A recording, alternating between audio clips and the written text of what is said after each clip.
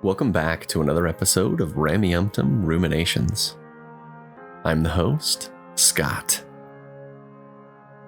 Today's episode is a continuation of the General Conference October 2021 series, and this episode is the Sunday morning session.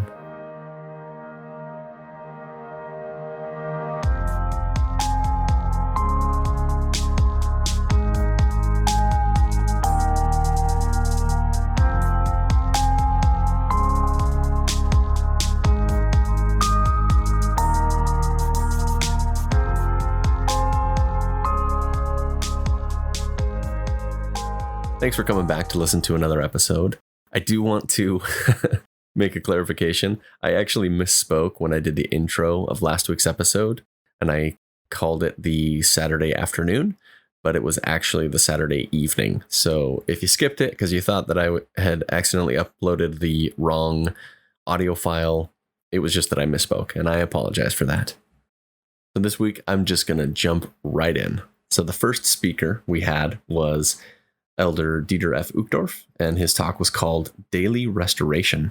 He starts off by relating a study that was actually pretty interesting about people's sense of direction and how people generally will think they're walking in a straight line if they don't have any noticeable landmarks, but it's more common for them to actually walk in circles if they don't have anything to orient themselves. The direction he's taking with this talk, I think, is actually really good. He's trying to say that it's important for people to have some sort of landmark or some sort of metric to evaluate themselves in order to become a better person. And he talks about these landmarks, and of course he's going to put a religious or a Mormon spin on this. And frankly, I think that's valid. I think it's important for everyone to, regardless of what these landmarks are, I think it's important for everyone to have in their mind an idea of the type of person that they want to be, maybe even a role model, somebody that they want to emulate. It doesn't have to be Christ if you're leaning more to unbelief on the belief spectrum. But to hold someone in your mind, whether it's like a Nelson Mandela figure or someone else who had a really good set of morals that you want to pattern yourself after, regardless of what direction you take these landmarks, I think it's important for people to have a metric of the type of person that we want to be, because that's the only way that we can improve and become a better person.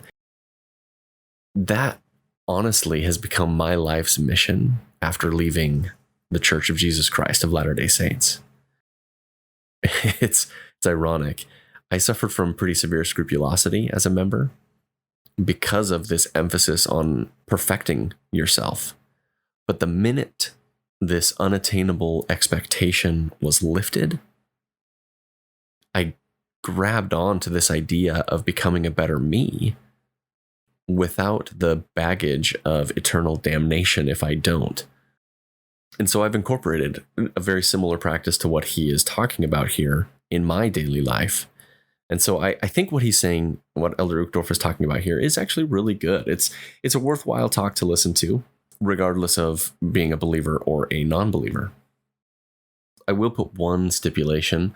If a believer, if someone on the belief spectrum that is leaning towards membership in the Church of Jesus Christ, then I think that you should be aware that some of these landmarks, if you will, that the church teaches are not healthy.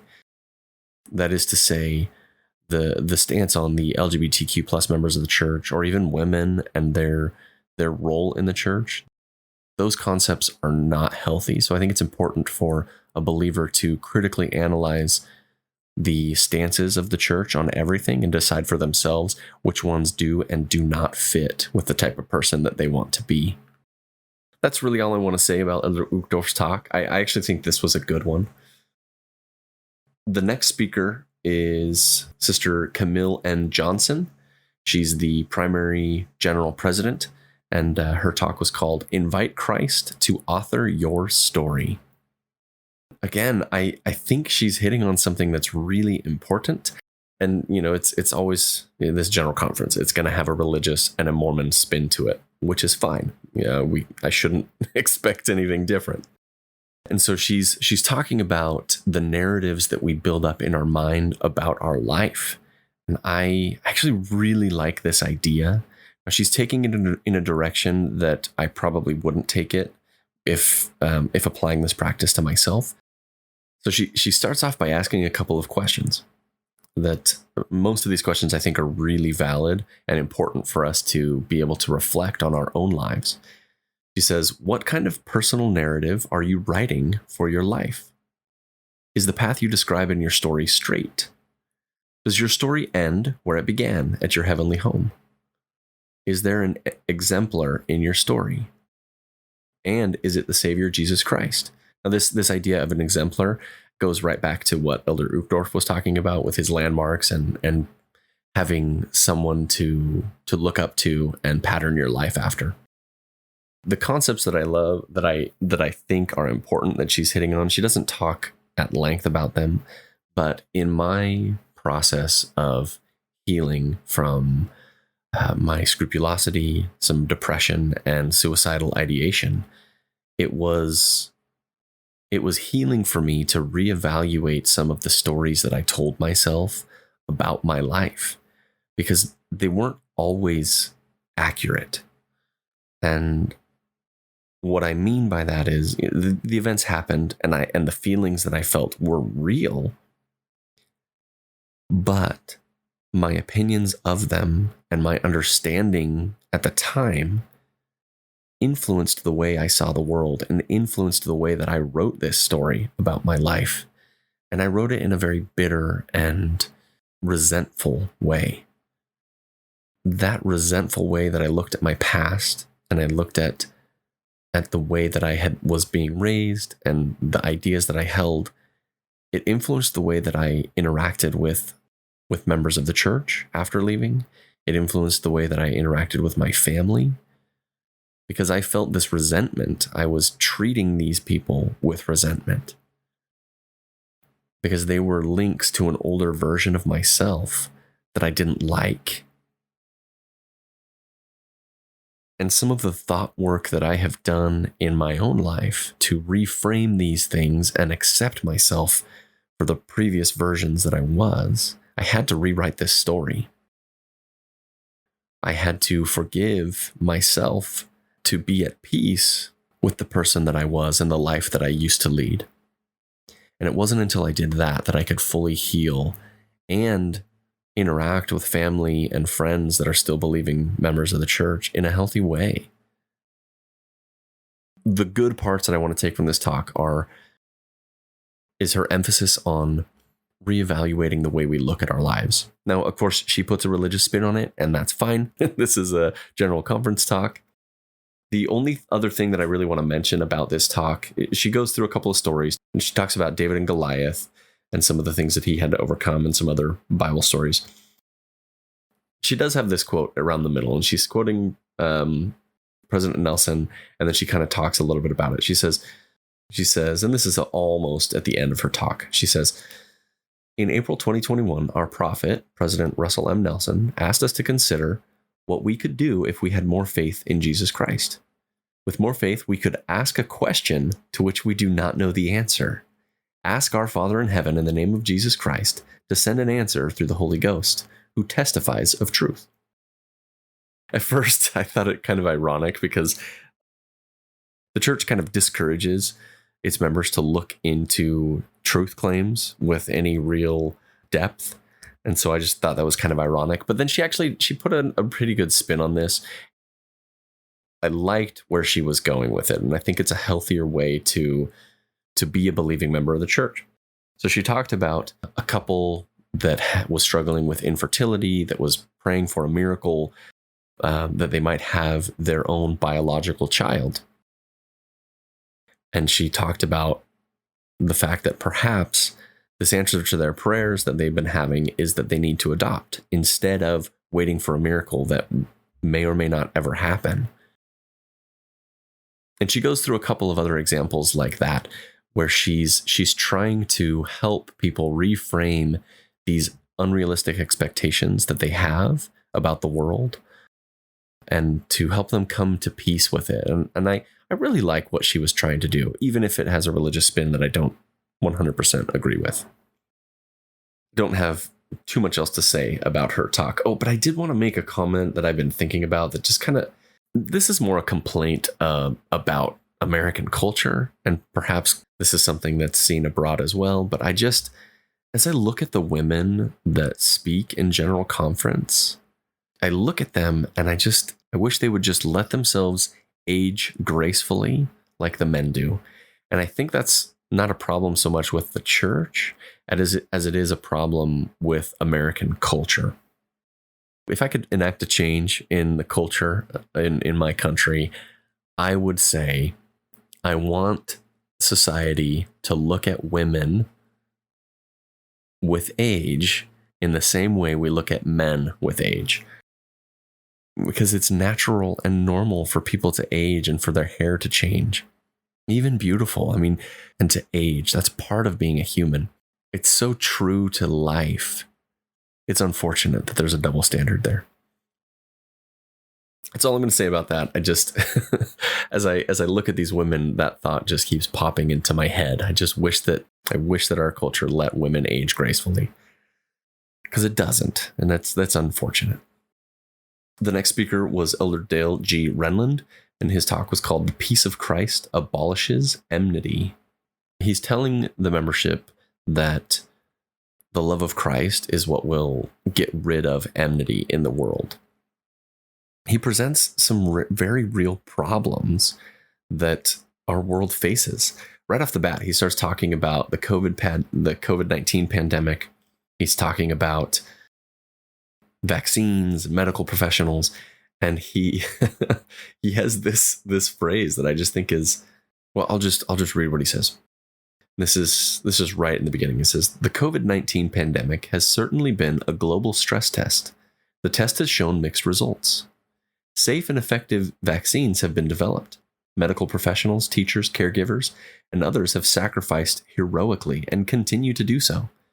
Many people have displayed generosity and kindness and continue to do so, yet underlying disadvantages have been manifest. Vulnerable individuals have suffered and continue to do so. Those who work to address these underlying inequalities are to be encouraged and thanked." The way it was set up was almost as if he were going to say how a large portion of the membership of the church have a general distrust of vaccines right now. I don't know. It kind of felt like he was drawing a line in the sand, saying that the vaccines are safe, effective. And anyway, I thought that was interesting. He then talks about how the pandemic has been, as he says, a spiritual stress test. And he talks about how there's a lot of contention in the world. And he cites back to 4th Nephi, where Christ created a sort of a utopian society.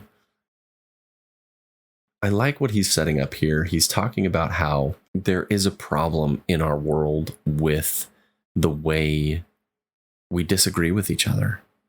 And there's a problem in the world right now where there just isn't peace. He is trying to offer solutions to this problem of contention in so many aspects of this world. And the first point that he makes, I agree with in a certain sense, but also disagree with. And I'll explain what I mean by that. He's trying to unify the world under one banner, if you will, trying to break down the barriers of nationalities and such. And he says that we are all children of God. I don't believe that myself, but I do like the sentiment. We are all one humanity. We are all humans. There are so many more similarities with us than there are differences. We are humans before we're Republicans or Democrats or Americans, whatever the nationality is. We are humans first. I agree with his sentiment here. We need to act as if we are one people. It's pie in the sky, I know, but I'm going to dream big on this, and I'm going to try and act as best I can as if we are one people. The method that he talks about for overcoming the discord in our world is by converting everyone to Mormonism. when I was listening to this, that aspect, it just felt a little unrealistic to me. I like how he set up this problem, but I wish he would have offered solutions of how to respectfully disagree with someone. And they have an interesting perspective that I think could have been really powerful here. The leaders of the church meet with other world faith leaders. I think it could have been really impactful for Elder Renlund here to say something along the lines of, as we discuss with the leaders of the Catholic Church, or whatever religion it is that they're meeting with on some of these occasions, for them to talk about how they can come together in their belief in Christ, even though they disagree with the dogma. I think that could have been a really important way to influence the church, in a really special way that they are uniquely positioned to talk about their interactions with other global faith leaders. Overall, I think his message is good. He later goes on to talk about a story of the Finnish temple and how Russian members of the church had to go and use this Finnish temple.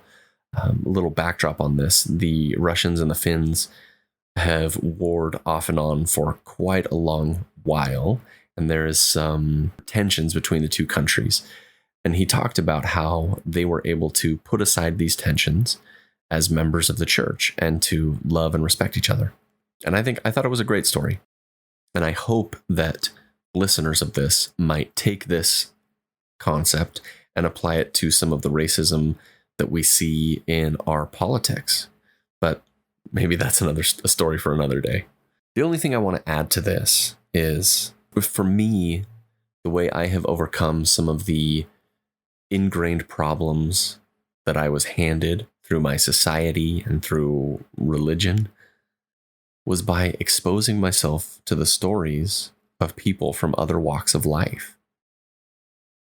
The best thing that you can do would be to expose yourself to the stories of other people. Go watch a foreign film from a country that you don't understand. Read a book by someone whose life experience is different than yours. If you're a straight person, go read a book about the struggles of someone in the LGBTQ plus community. The only way to fight this sort of ignorance is by exposing ourselves to the experiences of other people. And that's how we can develop this compassion. Anyway, I've gone on a tangent. Sorry about that. The next speaker was Elder, I am not going to be able to pronounce this. He's from Tonga, but it's Elder Vaiangina Sikahema. I probably butchered that. I don't speak Tongan, and I apologize. He's of the Quorum of the 70, and the talk that he gave was called A House of Sequential Order. He starts off by telling a story about him as a young man passing the sacrament, and how a woman came into the foyer after they had already passed the bread, and she only took the water. And he talked about how important it was for the sequence of things within the church. He presents this sequential order as like a natural way for the Lord to teach his people. I have thoughts about this one, but I don't want to dig too deep on it. I think that Mormonism is very concerned with decorum and order and ritual. Now, I don't think there's anything inherently wrong with ritual, but there is a disconnect between the way Jesus practiced Judaism. If you read the stories about Jesus in the New Testament, he did not follow the rules.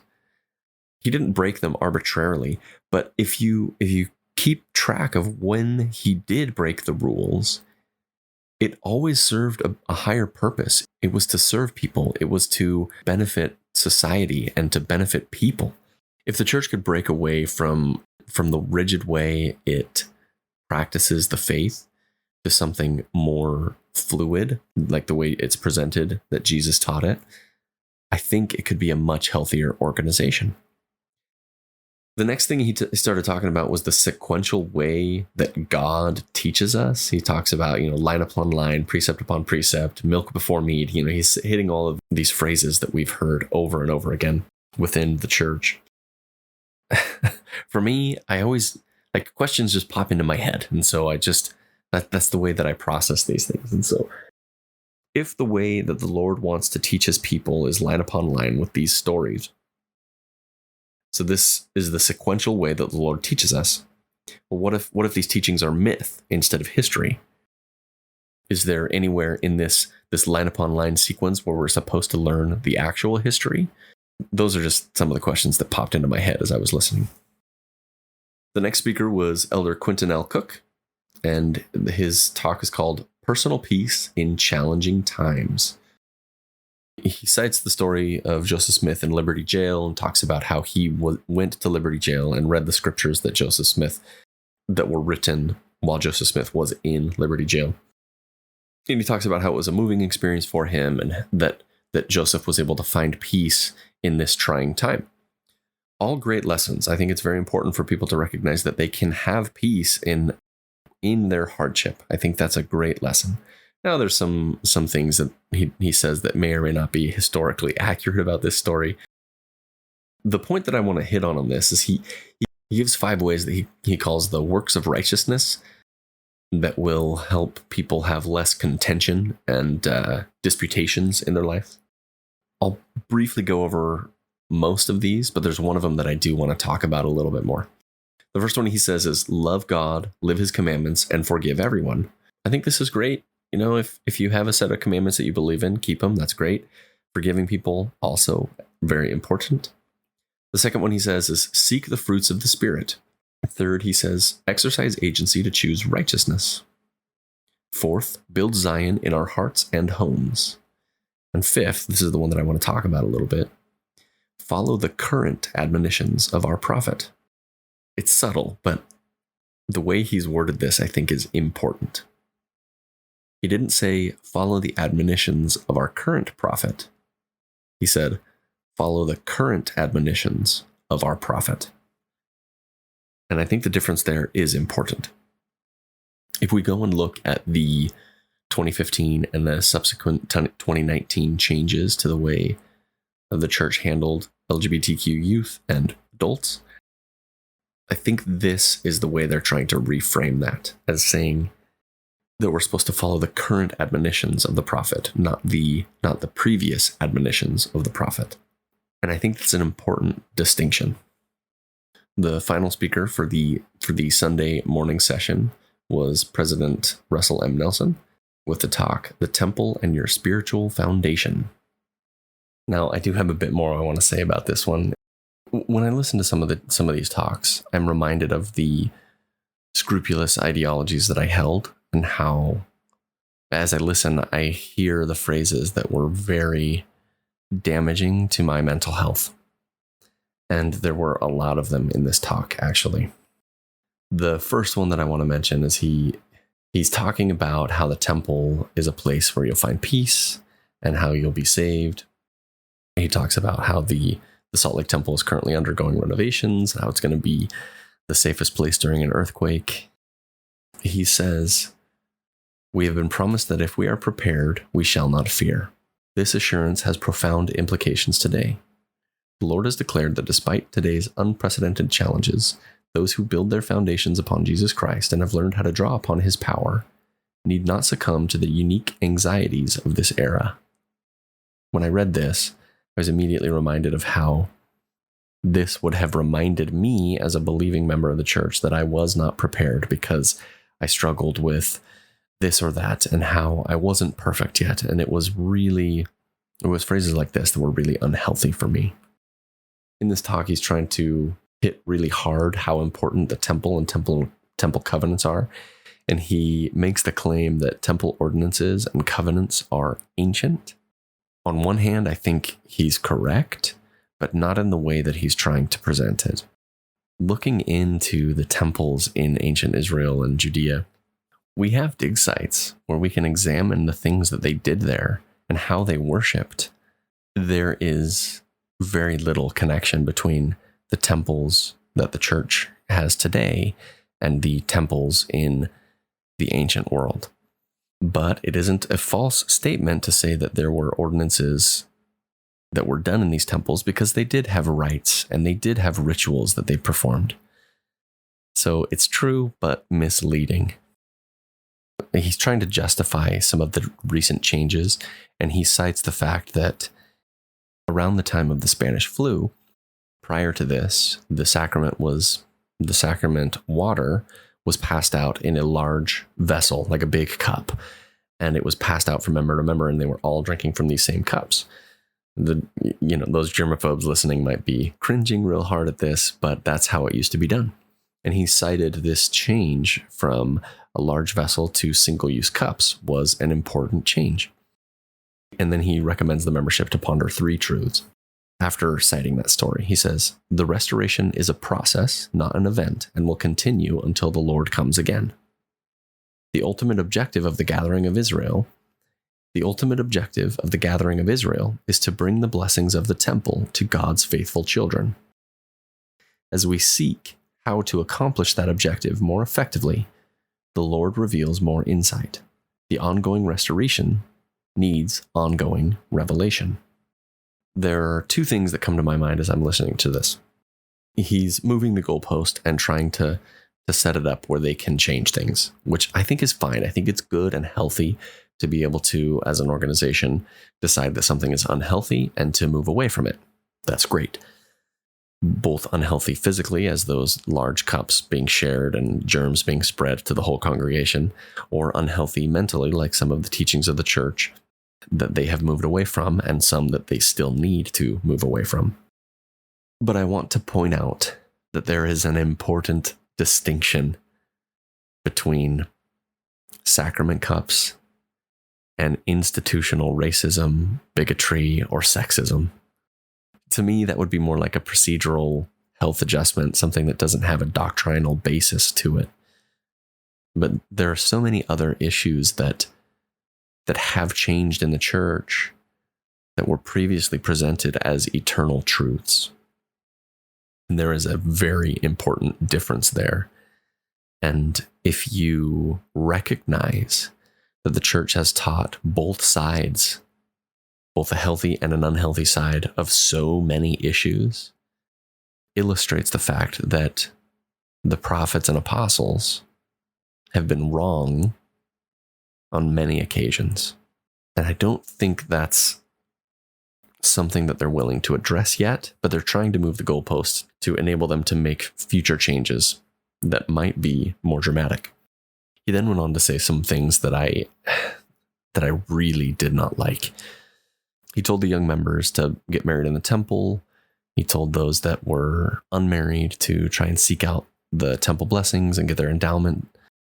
Near the end of his talk, he had this paragraph. I'm going to read it. "If I could speak with each husband and wife who have still not been sealed in the temple, I would plead with you to take the necessary steps to receive that crowning, life-changing ordinance. Will it make a difference? Only if you want to progress forever and be together forever. Wishing to be together forever will not make it so. No other ceremony or contract will make it so." There's almost a flippancy with the way he presented this. It rubbed me the wrong way. As a covenant breaker myself, if there is an afterlife, and if it's the Mormon afterlife, he's telling me that I can't be together forever with my family. Wishing to be together forever will not make it so. And I think that is a really unhealthy message for a lot of people.